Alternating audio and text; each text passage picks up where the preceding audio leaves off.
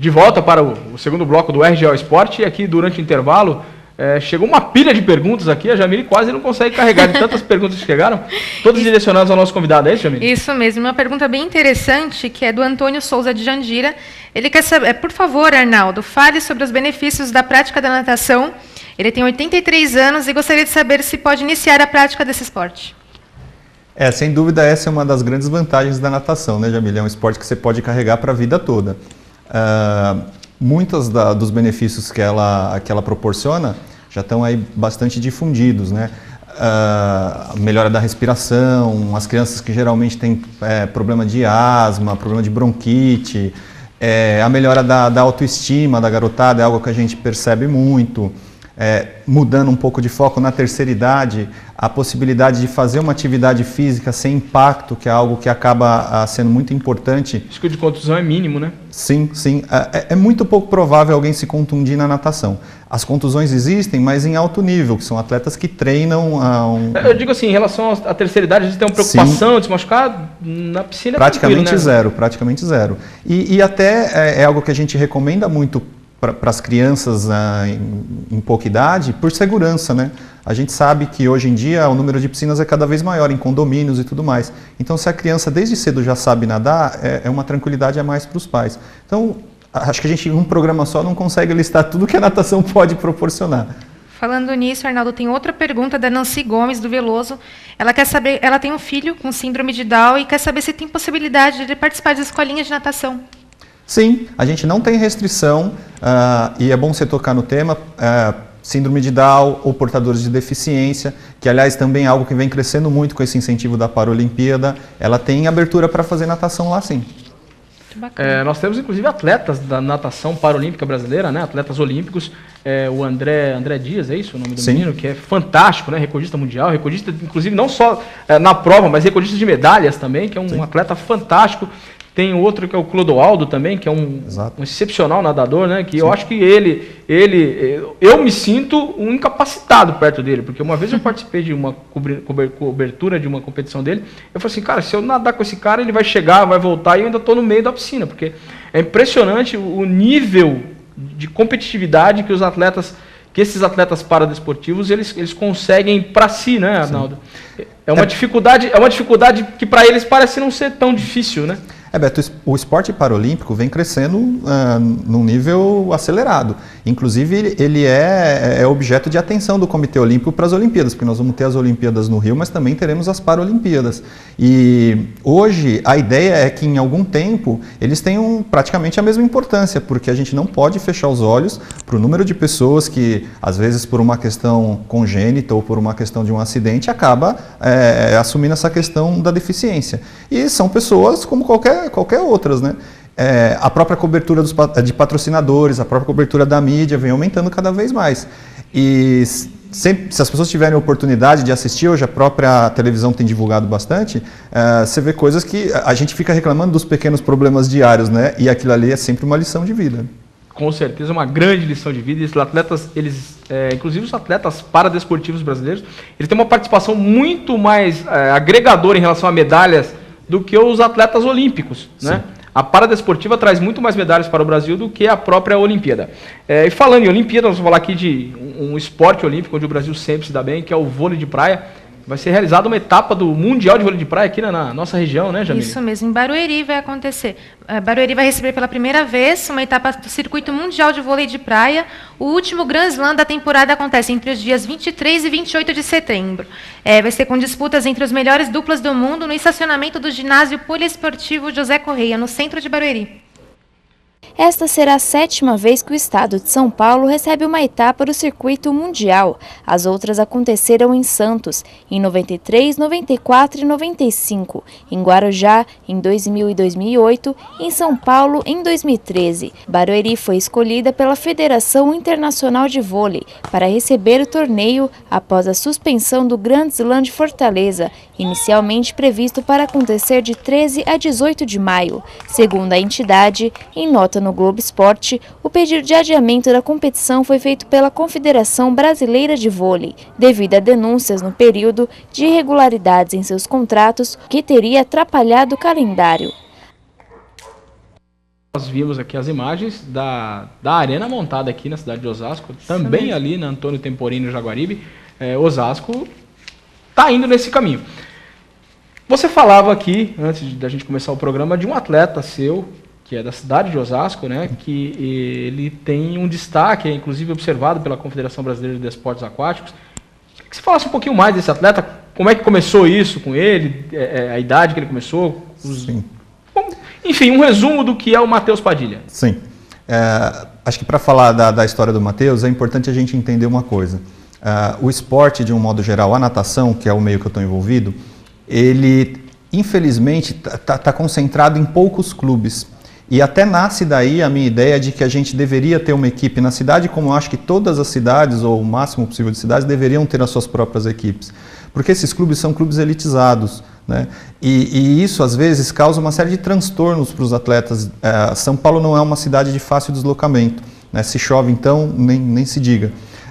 Se a gente consegue ter centros de treinamento funcionando num número maior de cidades, a gente consegue ter um número maior de praticantes na modalidade. E por que eu fiz essa introdução? Porque o Matheus foi um atleta que passou por uma grande estrutura, que é a estrutura do SESI, e teve dificuldade de se adaptar às condições de lá.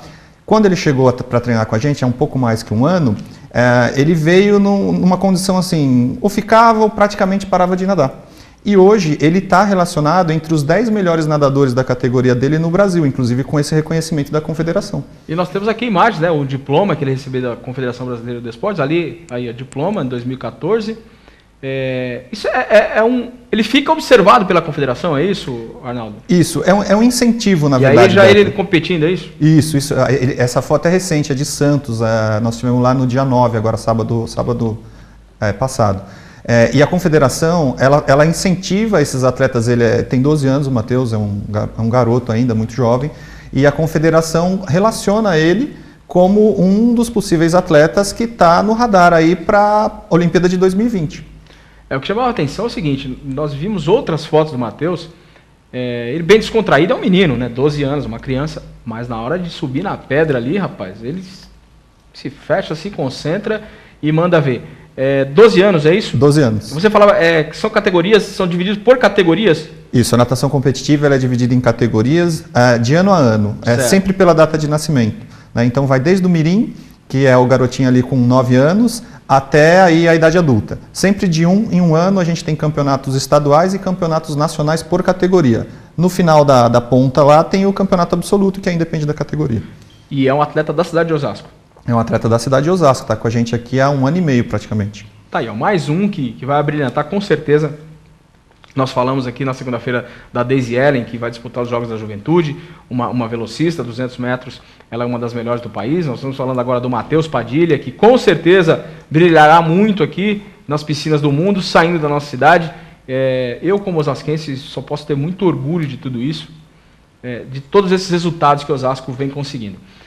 Vamos falar um pouquinho agora de um outro esporte, um esporte que eu não vou rir em respeito à minha colega Jamília Oliveira, mas o São Paulo perdeu ontem para o Bragantino a terceira eliminação no Morumbi. Isso deu um pouco de alento ao Arnaldo. O Arnaldo, que é palmeirense, domingo terá o clássico São Paulo e Palmeiras, e ele falou assim, bom, se o Bragantino ganhou, o meu Verdão também vai lá beliscar. É a esperança. Mas o São Paulo ontem, ele... Meu amigo, o que está acontecendo com o São Paulo? Olha, vamos lá enumerar. Ele perdeu o ano passado para a Ponte Preta, dentro do Morumbi, a Copa Sul-Americana. Ele perdeu esse ano para o Penapolense, dentro do Morumbi, o Campeonato Paulista. E ontem foi eliminado na Copa do Brasil, vencendo o primeiro jogo por 2-1, ou seja, trouxe na bagagem uma vantagem. Poderia até perder por 1-0. Saiu vencendo 1-0, o gol do zagueiro Paulo Miranda, mas tomou uma virada de 3-1. Muita gente falando que o Rogério Ceni falhou em alguns gols. A pergunta que me perturba aqui a mente é o seguinte: todos cobravam os outros técnicos, ninguém cobra o Muricy pela falta de resultados. Nós temos aqui os gols dessa eliminação aqui, que nós vamos fazer um pouquinho de análise se realmente o Rogério Ceni falhou nesse momento, porque o Rogério Ceni já tinha, para mim, na minha opinião, já tinha que ter parado ano passado, estava bem demais, mas não, quis esticar mais um ano, e eu acho que esse ano ele está pisando na bola, viu, Arnaldo? Os 3-1 aí...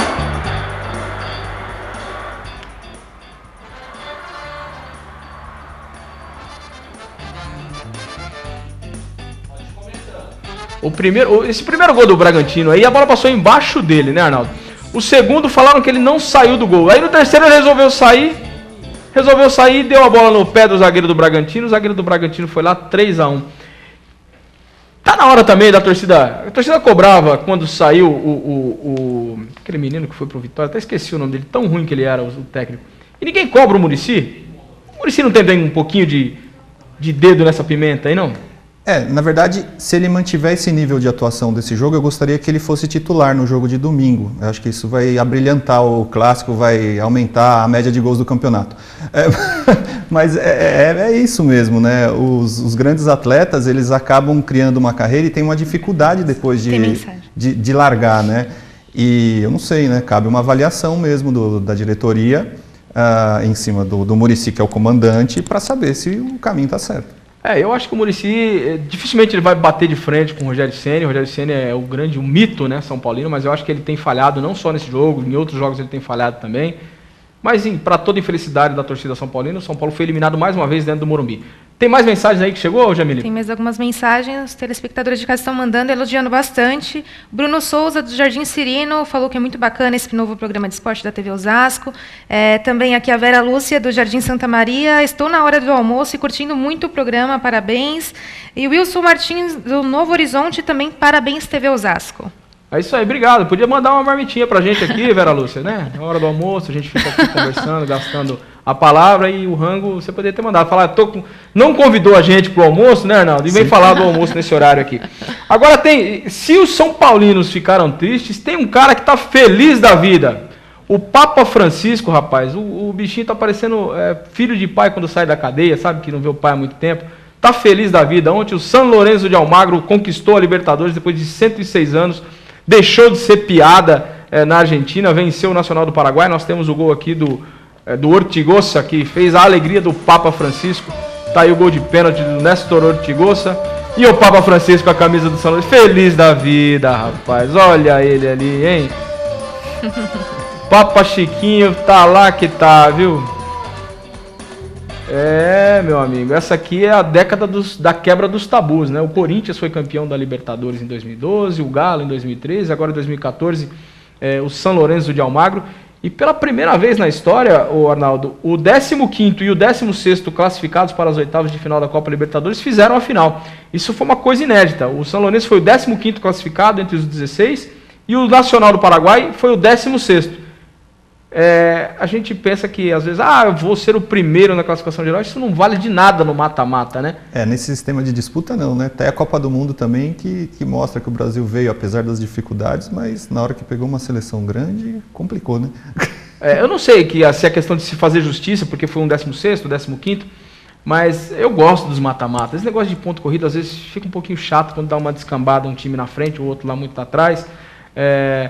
Palpite para domingo, o Palmeiras belisca aí, vai sair desse jejum de 8 vitórias contra o São Paulo? É difícil dar um palpite porque a gente vai empurrado pela emoção, né? 0-0 para mim já é um alívio, para eu pelo menos aguentar menos gozação lá no meu dia a dia. É isso aí. Nosso programa está chegando ao fim, eu gostaria de agradecer a presença do Arnaldo. Obrigado. Arnaldo, muito obrigado por esclarecer, por falar desse atleta. Os canais aqui, as portas da Região Esportes estão abertas para você. Muito obrigado. Obrigado vocês, Beto. Acho que essa iniciativa de vocês é fundamental para que a gente consiga divulgar o que está acontecendo na cidade e buscar esse crescimento, inclusive despertando o interesse da iniciativa privada para ver que tem trabalho sério acontecendo na cidade. É isso aí. E agradecer também aqui hoje, para quem não sabe, foi a estreia ao vivo da nossa companheira Jamile Oliveira. Muito obrigado. Jamile, que estava tensa antes do programa, mandou muito bem. Chegaram vários elogios aqui. Valeu pela presença. Muito obrigado, Jamile. Muito obrigada, Beto. Até a próxima, né? Até a próxima. E só para informar aqui o pessoal de Cotia, no próximo domingo, a partir do meio-dia, lá no estádio Euclides de Almeida, em Cotia, será disputada a final do Campeonato Amador, primeira divisão, entre os times do Cotiano e Independente do quilômetro 21. Uma grande festa sendo preparada pela Secretaria de Esporte da cidade de Cotia. Muito obrigado. Segunda-feira estaremos de volta com mais RGO Esporte para você.